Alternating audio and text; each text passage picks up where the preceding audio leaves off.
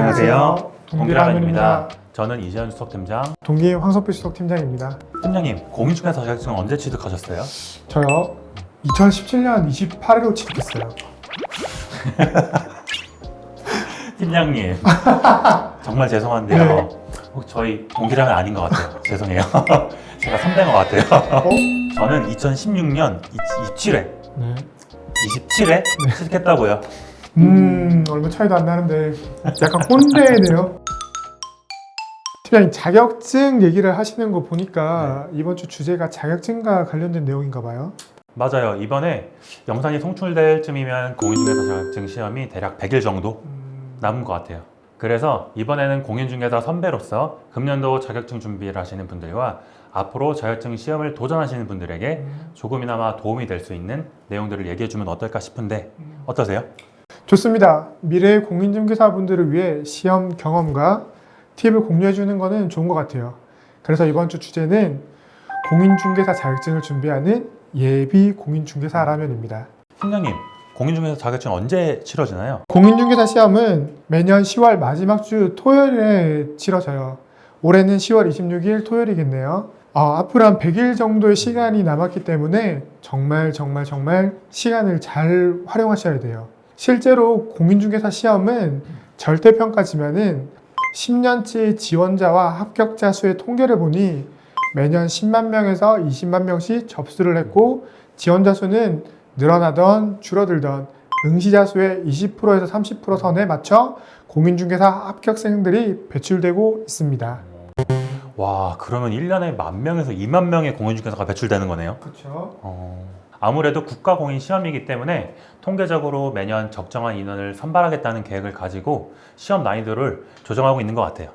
그럼 20%에서 30%에 속하는 합격자, 즉 공인중개사가 되려면 어떻게 해야 하는지 몇 가지 저희 꿀팁을 말씀드려볼까요? 열심히 공부하셔야 됩니다. 당연한 소리를 하시는데요. 아니요, 그런 의미가 아니라 공부를 하면서 많이 느꼈어요. 정말 쉬운 시험이 아니더라고요. 저는 동차 합격을 했는데요. 1월부터 공부를 했어요. 5월 정도까지는 기본서만 3회차를 정독했고요. 모르는 단어나 용어가 있다면 정확한 뜻은 아니더라도 어떤 의미인지 대략적으로 이해하고 넘어갔어요. 그렇더니 좀 6월부터 8월부터는 문제의 흐름과 용어들이 좀 이해가 되고 기출문제와 모의고사를 병행하면서 문제를 몸에 익혔어요. 공부할 과목이 많다 보니 오늘은 한 과목 암기하고 있으면 다음날 다른 과목 공부하면서 까먹고 다시 암기하는 반복 학습을 했던 것 같아요. 여러분 절대 포기하지 마세요. 맞습니다. 공부할 양이 진짜 많아요. 중개사 시험은 총 6과목을 공부하지만 실제 시험은 5과목을 보잖아요. 1차는 민법 및 부동산 학개론을 보고요. 2차는 중개사법, 공법, 그리고 공시세법을 묶어서 한 과목, 총 5과목을 시험을 보게 됩니다. 합격 점수는 평균 60점이고요. 한 과목이라도 40점 미만, 즉 꽈락이 나오면 불합격하는 시험입니다. 단 1차 시험을 합격하고 2차 시험을 불합격한다면 다음에 2차 시험만 따로 볼 수 있는 시험 기회를 얻어요. 하지만 2차 시험은 우수한 점수로 합격했는데 1차 시험이 불합격한다면 아쉽게도 완전 불합격입니다. 동차 목표를 하는 게 제일 좋겠지만은 불가피하다면 1차 시험이라도 꼭 합격을 해주는 게 부담감이 좀 덜 하실 것 같아요. 여기서 첫 번째 팁입니다. 1차 시험의 만점은 점이 아닌 80점입니다. 팀장님, 만점이 어떻게 80점이에요? 앞서 말씀드린 것처럼 100점을 맞더라도 20점은 쓸모가 없는 점수예요. 평균 60점만 맞으면 되는 시험이라서 예를 들어 학개론이 80점이고 민법이 40점이면 학개론의 20점을 민법으로 보내주면 평균 60점으로 합격이에요. 저는 학원에서 공부를 했고 강사님들께서 많이들 얘기했던 게 100점 맞으면 바보다. 목표는 합격이지 박사가 아니다. 라는 말들을 많이 하셨어요. 그런 뜻으로 80점이 만점이거든요. 네네. 그래서 저도 1차 과목 학개론에서 마지막에 있는 감정평가론을 이해도 안 되고 양도 많아서 그냥 찍는 연습만 했어요. 그렇죠. 그 대신 기출문제로 자주 나오는 유형과 반복되는 문제는 꼭 맞추려고 노력을 했습니다. 나는 꼭 100점을 맞을 거야. 이런 자세는 공부할 양만 늘리고 시간만 낭비하는 잘못된 공부 방법이에요. 모르는 문제나 낯선 문제를 과감하게 버리는 연습을 하셔야 합니다. 두 번째 팁입니다. 저는 1번 문제를 안 풀고 잘 모르는 문제는 따로 표시를 해두고 마지막에 푸는 연습을 했어요. 저희 중개사 시험은 상중하 난이도별 문제가 고르게 출제되게 되어 있어요. 그러나 어려운 문제를 초반에 마주했을 때 무조건 풀고 다음 문제로 넘어가겠다는 고집은 시간 안분의 실패로 확실하게 알고 있는 문제도 못 풀고 시험을 마무리하게 하는 최악의 상황을 겪게 합니다. 맞아요. 저는 1번 문제가 시험의 전반 흐름에 영향을 주는 크리티컬한 문제가 배정되는 것 같아서 안 풀고 2번 문제부터 푸는 연습을 했고, 잘 모르는 문제가 나오면 별을 크게 치고 넘어갔어요. 네. 팀장님도 저희랑 비슷한 공부법을 쓰셨네요.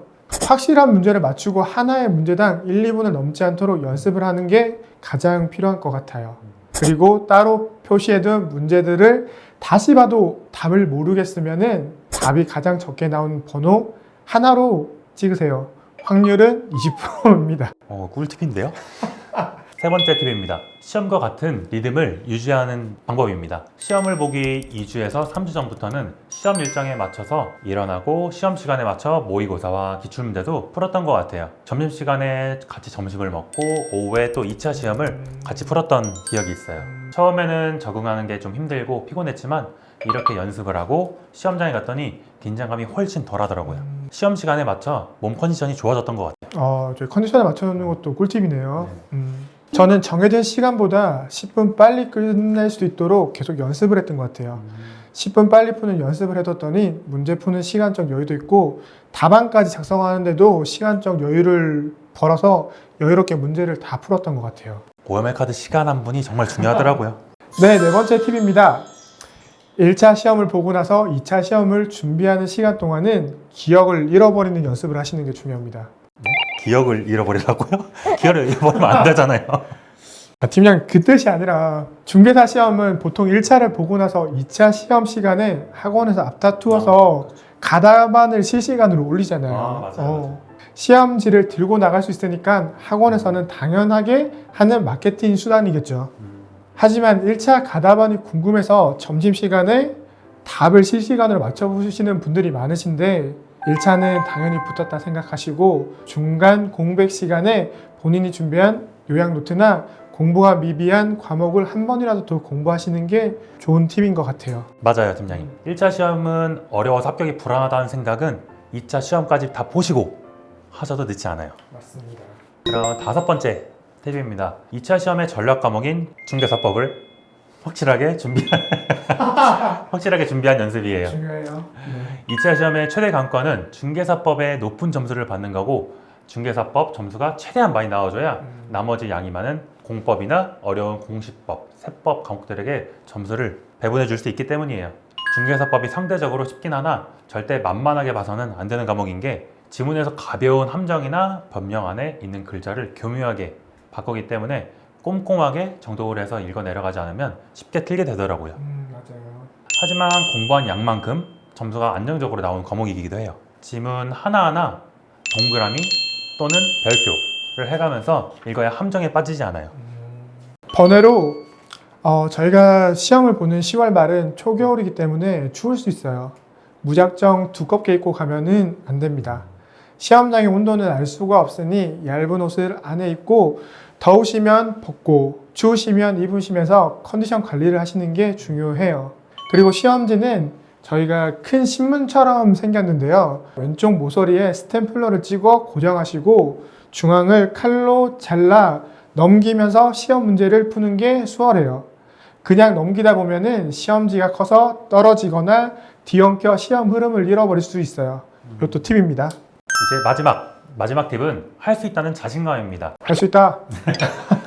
1년에 한 번만 치러지는 시험이라 엄청난 압박과 부담감이 있을 수밖에 없어요. 준비하는 기간 동안 체력으로나 정신적으로나 힘든 시기를 잘 견디셔야 해요. 낙관적인 생각으로 어려운 시기마다 합격이다 라는 자신감만 있다면 후회하지 않을 좋은 성적을 받으실 수 있을 거예요. 팀장님, 제가 어디 설문조사를 보니까 미래에 AI가 대체할 직업 중에 공인중개사가 있더라고요. 어떻게 생각하세요? 맞아요. 요즘에 AI가 일상생활에 깊게 들어와 있는 세상에 살고 있는 것 같아요. 맞아요. 그러나 제 생각은 조금 달라요. 결국엔 중개사는 사람과 사람을 연결시켜주는 중간 역할이라고 생각하는데 AI와 같이 각각의 개개인의 상황을 알지 못하고 숫자로만 판단하고 감정과 감정을 이해하지 못한다면 지금보다 더욱 더 만족스럽지 못하는 계약들도 많이 나올 것 같다는 생각이 들더라고요. 팀장님, 그러면 AI가 중개사를 대체하기에는 어렵겠네요. 그럼요. 확신해요. 저희도 위협받지 않도록 더욱더 노력해보시죠. 좋습니다. 여러분들의 미래의 공인중개사가 될 수 있도록 저희 동기라면이 진심으로 응원하며 저희 둘의 팁이 여러분들께 도움이 되셨으면 좋겠습니다. 남은 기간 후회 없는 공부를 하시고 좋은 결과 있길 바라겠습니다. 화이팅입니다. 파이팅입니다. 이상 동기라면 이전 팀장, 황선필 팀장이었습니다. 동기라면 안녕.